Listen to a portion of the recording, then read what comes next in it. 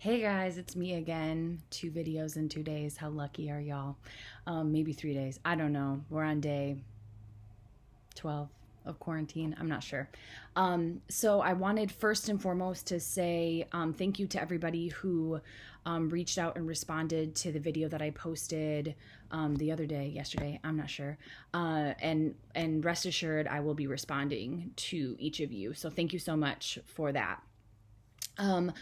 So before I get to anything specific in Module 4, because I want to give y'all some feedback on your resume assignment, I did want to let you guys know that, because I don't know if you've gotten any communication from either UAB, the graduate school, or anything like that, but because of all of the adjustments that we're making to like in-person classes, I know that all undergraduate courses have moved to a pass-fail grade for this semester, so they will not be receiving letter grades.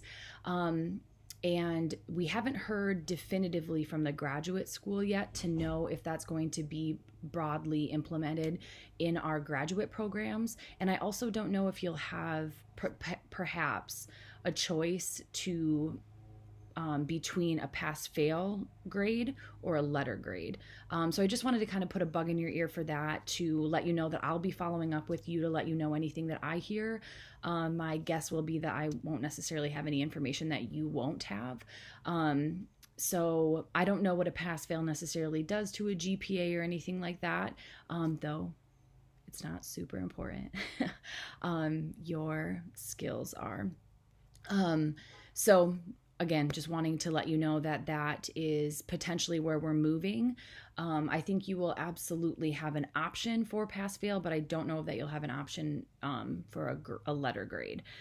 So just something to keep in mind. Okay, so talking specifically about Module 4, I have read all of your resumes. And generally what I find with assignments is that students tend to have kind of like the same patterns in terms of how they conceptualize things. So I want to broadly speak to all of you about some things that I noticed in your resumes that I think are applicable to everybody, especially those who this was maybe like a first time putting together a resume. So I know that the Career Development Center, the Career Center, is like in a limited business model right now, and many of you were not able to get your resume looked at, even though this is a requirement for this class and that was an option for you for this class. I really encourage you to utilize the resources that we have at UAB. Just having another person that it's literally their job to help you have your resume stand out. So it is one of the first things employers look at. I recognize that it's one piece of a larger picture of you as a human being and as an applicant.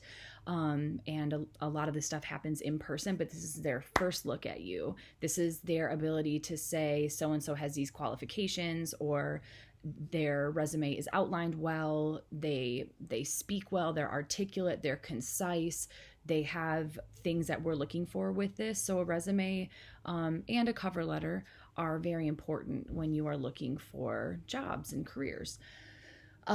So one thing that I noticed with the resumes is making sure, so I know many of you, you're new to this field, but I really want you to truly start identifying as a mental health professional. So, some of you come from several different industries. As we know, there are translatable or transferable or soft skills that can be used in several fields. So regardless of if you have been in the service industry, the retail industry, the fitness industry, whatever industry you have been in, you have worked with humans. So there are skills that are very useful in terms of your desirability or your fit coming into this field. But I just want you to really start identifying as a counselor. Many of you leaned a lot on, I think, some like past qualifications, and I didn't see the identity as a mental health professional. So of course, you guys are new to the field. You are not necessarily going to have directly applicable experience in terms of like, you know, creating treatment plans or working with theories or approaches or intervening in some therapeutic way. That's to be expected. You're getting your master's. Some of you have backgrounds of majors that are not necessarily not perfectly, but directly aligned with like psychology or sociology or like a helping professional.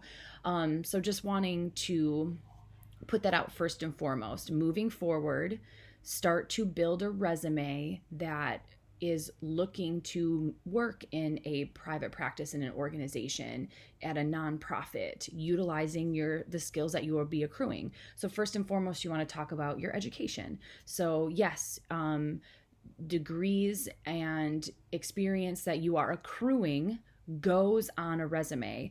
So some of you had omitted your education here at UAB. So that's incredibly important, even if you're a semester in, 2 semesters in, whatever.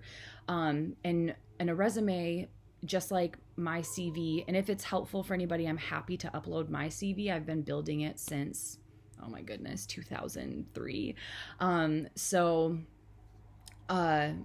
You're going to constantly update it every single time that you are asked to speak somewhere, every single new experience you have, every time you volunteer someplace, anything that shows you're well-rounded and you're committed to like things like social justice advocacy, working with humans in a way that is beneficial to their mental health, physical health, well-being, whatever, put it on there. Okay, so that's like more content stuff. Also, a resume should read most recent at the top to least recent. So you may have several positions that you've held. The most recent one goes at the top, and then you kind of read down in terms of like moving backwards with your experience. So another thing with resumes that's just like kind of an easy thing to like scoff at is using different tenses. So if you are currently in a position, you use present tense. I write, I organize, I whatever. And you always want to diversify the verbs that you use with that. You can use gerunds with that too, like writing, organizing, in terms of those being your the things that you do in your job. And anything that is done is past tense. So you wrote, you organized, you coordinated, whatever you did in that. And yeah, so that's one of the main formatting things.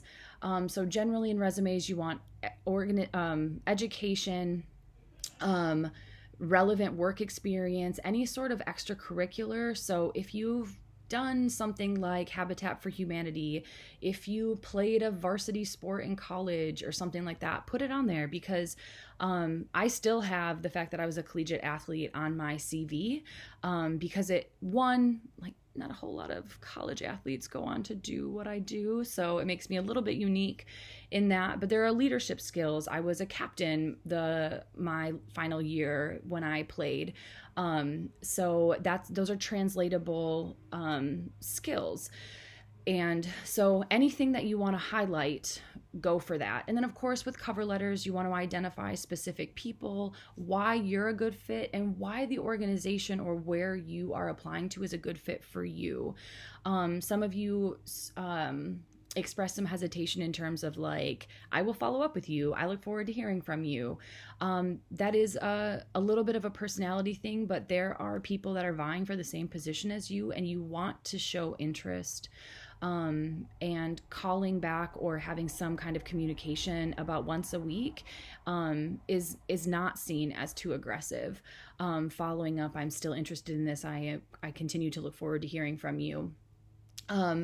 And then references, of course, should be able to speak to both skills that are directly applicable to the position that you're applying for, as well as being able to speak about your character. So, I mean, perhaps if you care about my opinion of you, or we have a good working relationship as you move through the program, perhaps I will be a reference for you. But you don't want to ask people to be a reference if like the only time you had me was in this course. Like I don't really get a good look at you and what you have to offer. I won't have a ton to say about you other than maybe like your writing ability or your engagement in the course. But so make sure that you're building relationships with people who can be references for you as you move forward in your career path. So I think that's all. I can't think of anything else. So if you, of course, if you have any questions or anything like that, I will be giving you more specific feedback on each of your resumes, but I just wanted to give you kind of some global things that I saw. That's all, guys. I hope you have a great rest of your day. Bye.